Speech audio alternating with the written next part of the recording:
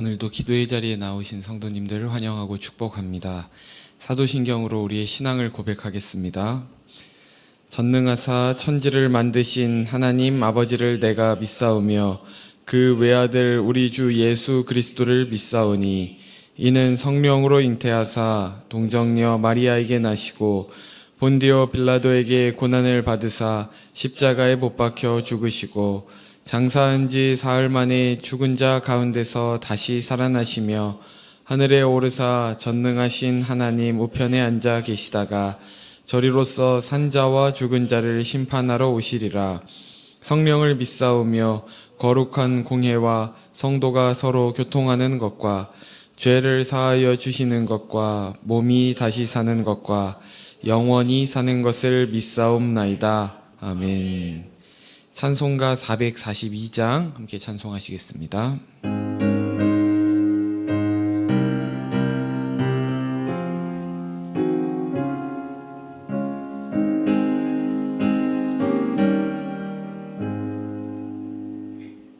저 장미꽃 위에 있을 아직 맺혀 있는 그때에 귀에 은은히 소리 들리니 주 음성 분명하다. 주님 나와 동행을 하면서 나를 친구 삼으셨네. 우리 서로 받은 그 기쁨을 알 사람이 없도다. 그 정한 주의 음성 우는 새도 잠잠케 한다. 내게 들리던 주의 음성이 늘 귀에 쟁쟁하다. 주님 나와 동행을 하면서 나를 친구 삼으셨네. 우리 서로 받은 그 기쁨은 알 사람이 없도다. 밤 깊도록 동산 안에 주와 함께 있으려 하나. 괴로운 세상에 할 일 많아서 날 가라 명하신다.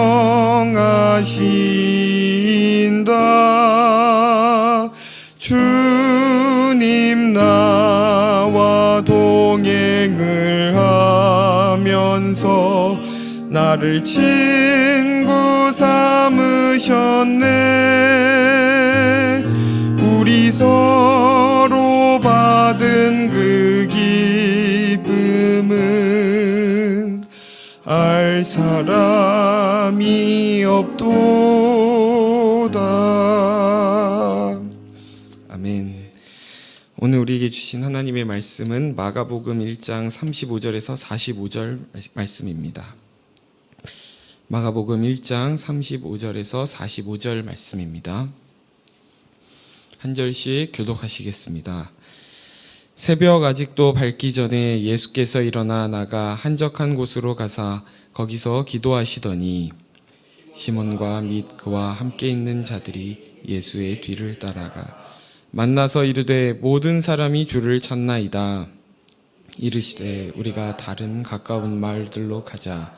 거기서도 전도하리니 내가 이를 위하여 왔노라 하시고 이에 온 갈릴리에 다니시며 그들의 여러 회당에서 전도하시고 또 귀신들을 내쫓으시더라. 한 나병 환자가 예수께 와서 꿇어 엎드려 간구하여 이르되 원하시면 저를 깨끗하게 하실 수 있나이다. 예수께서 불쌍히 여기사 손을 내밀어 그에게 대시며 이르시되 내가 원하노니 깨끗함을 받으라 하시니 곧 나병이 그 사람에게서 떠나가고 깨끗하여진지라. 곧 보내시며 엄히 경고하사 이르시되 삼가 아무에게 아무 말도 하지 말고 가서 내 몸을 제사장에게 보이고 내가 깨끗하게 되었으니 모세가 명한 것을 드려 그들에게 입증하라 하셨더라. 함께 읽겠습니다. 그러나 그 사람이 나가서 이 일을 많이 전파하여 널리 퍼지게 하니 그러므로 예수께서 다시는 드러나게 동네에 들어가지 못하시고 오직 바깥 한적한 곳에 계셨으나 사방에서 사람들이 그에게로 나아오더라. 아멘. 지난 시간 예수님께서는 권위 있는 가르침과 명령으로 모든 악한 세력을 잠잠케 하시는 승리의 복음이 되신다는 것을 살펴보았습니다. 그렇게 예수님이 이 땅에 오신 목적은 악한 영에 매여 있는 자들에게 참된 안식과 위로를 주시기 위함이셨는데요. 오늘 본문에서도 계속해서 이 목적을 위해 많은 사람들을 고치고 회복시키시는 사역들을 해 나가십니다. 그런데 이러한 본격적인 사역들을 하기에 앞서 본문 35절은 이렇게 시작하고 있는데요. 새벽 아직도 밝기 전에 예수께서 일어나 나가 한적한 곳으로 가사 거기서 기도하시더니, 예수님께서 늦은 밤까지 많은 귀신들을 내쫓으시고 또 병든 사람들을 고치시느라 굉장히 피곤하셨을 것입니다. 그럼에도 불구하고 새벽 일찍 일어나 하나님과의 개인적인 시간을 먼저 가지신 것이죠. 근본 하나님의 본체이신 예수님께서는 자신의 능력으로도 충분히 그의 사역들을 감당할 수 있으셨음에도 불구하고 왜 이처럼 기도하는 시간을 최우선순위에 두셨던 걸까요? 그것은 아버지 하나님과 교제하는 시간이 예수님께 가장 소중한 시간이었기 때문이었습니다. 우리의 기도에는 저마다 다른 목적들이 있습니다. 그것은 자신의 어떤 결핍을 채우기 위한 것이기도 하고 또 우리 앞에 닥친 어떤 문제를 해결하기 위한 것이기도 하죠. 그러나 예수님께서는 누군가에 의해 채워져야 하는 결핍이 있으시거나 스스로 해결하지 못할 문제가 있는 분이 아니셨습니다. 그럼에도 예수께서 기도의 자리를 먼저 지키신 것은 하나님과의 사랑의 교제 그 자체의 목적이 있었던 것이죠. 그리고 그 시간을 통해 자신이 이 세상에 아버지로부터 보냄받은 그 목적을 기억했을 것입니다. 너무나 바쁜 사역들 가운데서 또 많은 사람들의 환호와 또 때로는 종교 지도자들의 배척 가운데서도 결국 자신이 이 땅에 온 목적은 십자가를 지기 위함이라는 사실을 확인하고 그 길로 나아가도록 하나님과의 교제의 시간을 지키셨던 것입니다. 그렇다면 다른 시간도 아니고 왜 하필 새벽이었을까요?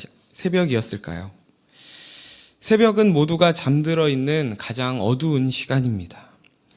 그렇게 어둡고 모두가 잠든 이 세상과 깨어 계신 예수님의 대조되는 이 모습을 통해 악한 영의 지배 아래 있는 세상을 구원하시는 빛으로 오신 예수 그리스도의 모습이 더욱 분명하게 나타나고 있는 것이죠.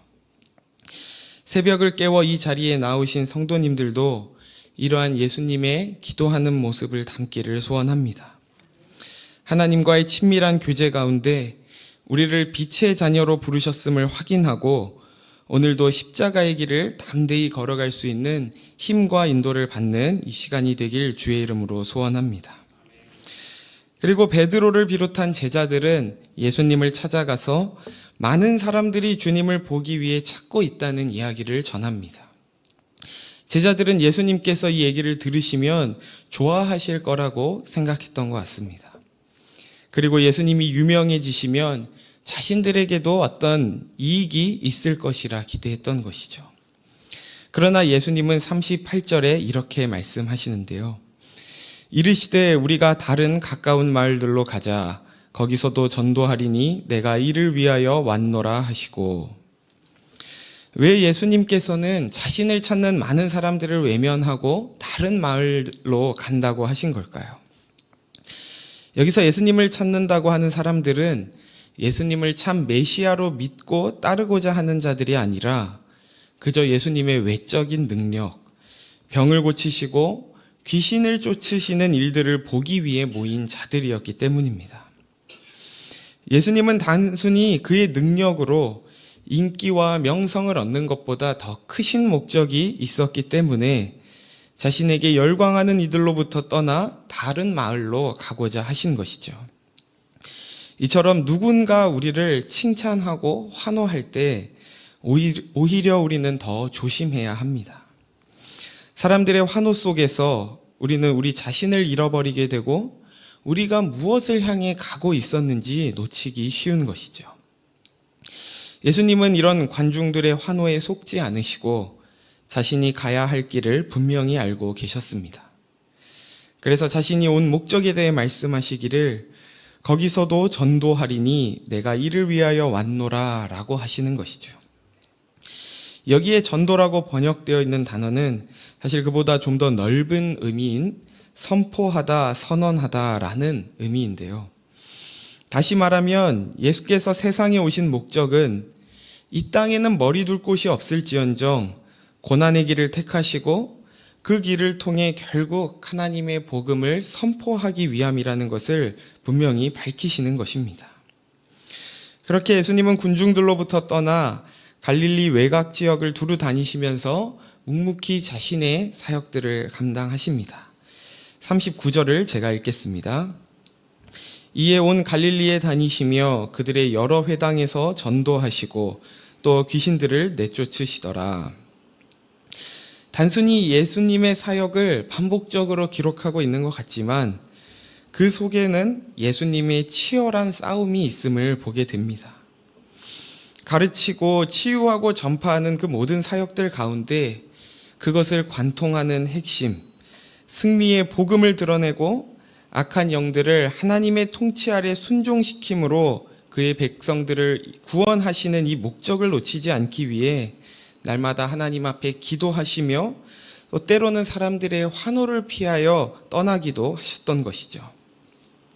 성도님들의 일상 가운데 묵묵히 감당하고 계신 모든 일들 또한 그저 의미 없는 반복이 아니라 하나님 나라의 복음을 선포하고 완성해 가시는 과정임을 기억하며 그 중심을 잃지 않도록 치열하게 씨름하는 저와 여러분 되기를 주의 이름으로 소원합니다. 그리고 다시 40절에서 마가는 예수님의 사역들 가운데 있었던 한 사건에 집중하고 있는데요. 우리 40절을 함께 읽겠습니다. 시작. 한 나병 환자가 예수께 와서 꿇어 엎드려 간구하여 이르되 원하시면 저를 깨끗하게 하실 수 있나이다. 한 나병 환자가 등장합니다. 이 나병이라는 병의 가장 대표적인 특징은 무감각인데요.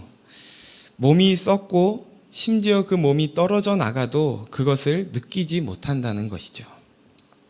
그래서 이 나병이 성경에 자주 등장하는 것은 우리의 무감각한 영적 상태를 잘 보여주기 때문입니다. 이는 마치 우리 자신의 죄를 감각하지 못하여 서서히 죽어가는 것과 같은 모습을 보여주는 것이죠. 당시 나병은 몸이 썩어가는 육체적 고통도 큰 병이었지만 율법적으로 부정하다고 규정되었기 때문에 그 주변의 모든 사람들로부터 격리되고 고립되는 사회적 고통도 큰 병이었습니다. 이들과 접촉한 자 역시 부정하게 된다고 믿었기 때문에 이 나병 환자들은 찢어진 옷을 입고 또 머리를 풀어 헤쳐서 부정하다 부정하다 라고 외치며 자신의 부정함을 주위에 알려야 했습니다. 그런데 본문에 등장하는 이 나병 환자는 사람들과 거리를 유지해야 한다는 이 율법을 어기고 예수님께 나아갑니다. 그리고 그분 앞에 꿇어 엎드려 원하시면 저를 깨끗하게 하실 수 있으십니다 라고 아뢰는 것이죠. 여기서 깨끗하게 하다는 말은 단순히 치료한다는 의학 용어가 아니라 종교적인 용어입니다. 다시 말해서 병을 치료하기 위한 목적만으로 예수님께 나온 것이 아니라 그가 가진 영적인 문제를 해결받기 위해 예수님 앞에 무릎을 꿇은 것이죠. 나병이라는 질병 속에 있던 자신의 근본적인 문제를 정확히 그는 알고 있었던 것입니다. 앞서 수많은 사람들이 예수님의 외적인 능력을 보기 위해 찾았던 모습과는 전혀 다른 모습인 것이죠. 예수님만이 자신을 깨끗하게 하시며 구원하시는 분이라는 믿음이 있었기 때문에 자신의 처지로 인한 모든 수치와 위험을 무릅쓰고 주님 앞에 나올 수 있었습니다. 그러자 예수님께서 어떻게 반응하시는지 41절과 42절을 함께 읽겠습니다. 시작. 예수께서 불쌍히 여기사 손을 내밀어 그에게 대시며 이르시되 내가 원하노니 깨끗함을 받으라 하시니 곧 나병이 그 사람에게서 떠나가고 깨끗하여 진지라. 놀라운 일이 일어납니다. 정통 유대인이신 예수님께서 나병 환자의 몸에 손을 대시는 것이죠. 좀 전에 나병 환자의 몸에 손을 대면 그 손을 댄 자는 어떻게 된다고 했나요? 네, 부정해진다고 했습니다. 그런데 여기에선 나병 환자의 몸에 손을 댄 예수님이 부정해지는 것이 아니라 그 전이의 방향이 역전되어서 오히려 나병 환자를 깨끗하게 하시는 것입니다. 이것이 바로 예수님의 능력입니다. 우리의 더러움보다 그분의 정결하심이 더 크고 우리의 연약함보다 그분의 강함이 더 크신 것이죠. 그래서 우리의 상황과 처지가 어떠하든지 우리는 담대히 주님 앞에 나아가야 할 줄로 믿습니다. 사단은 우리의 모습을 보며 너가 그러고도 하나님의 자녀라고 할 수 있느냐라고 참소하고 조롱할지 모르지만 우리는 그 율법의 정죄에 갇히는 것이 아니라 나병 환자를 깨끗하게 하시는 주님, 율법을 완성하시는 주님께서 우리에게 손을 대실 때 우리도 깨끗해지고 온전해질 것을 믿으시기 바랍니다. 그렇다면 중요한 것은 무엇일까요? 우리의 영적인 상태를 알고 겸손히 주님 앞에 나아가는 것입니다. 예수님께서는 나병 환자에게 치유함을 받으라 라고 하지 않으시고 나병 환자가 요청했던 대로 깨끗함을 받으라 라고 하셨습니다. 어쩌면 우리는 그저 병의 치유를 위해 눈에 보이는 삶의 문제를 해결받기 위해 예수님께 나아간 것은 아닌지 돌아보게 됩니다. 그러나 그보다 더 크게 죄를 지으면서도 죄를 감각하지 못하여 죽을 수밖에 없던 우리를 불쌍히 여겨달라는 그 갈급한 심령의 고백으로 나아갈 때 우리의 외적인 문제를 넘어서 우리에게 참 생명을 회복시키시는 것을 경험하는 저와 여러분 되기를 소원합니다. 마지막으로 예수님께서 나병을 고침받은 이 사람에게 하신 한 가지 명령을 살펴보려고 하는데요. 우리 44절을 함께 읽겠습니다. 시작. 이르시되 삼가 아무에게 아무 말도 하지 말고 가서 내 몸을 제사장에게 보이고 내가 깨끗하게 되었으니 모세가 명한 것을 드려 그들에게 입증하라 하셨더라. 레위기 14장에는 나병 환자가 정결하게 된 날에 무엇을 해야 하는지와 또 이 본절에서 말하는 모세가 명한 것이 무엇인지 기록되어 있습니다. 그것을 간단하게 요약하면 먼저 제사장에게 새 2마리를 가져가라고 하고 한 마리를 질그릇 안에서 잡도록 합니다. 그리고 그 피를 정결함을 받을 자에게 7번 뿌려 정결하다 선포하도록 되어 있습니다. 그리고 남은 한 마리는 들에다가 놔줍니다. 새 한 마리의 희생으로 다른 한 마리는 자유함을 얻게 되는 것이죠. 그렇다면 질그릇 안에서 잡은 새는 누구를 의미하는 걸까요? 예수 그리스도십니다.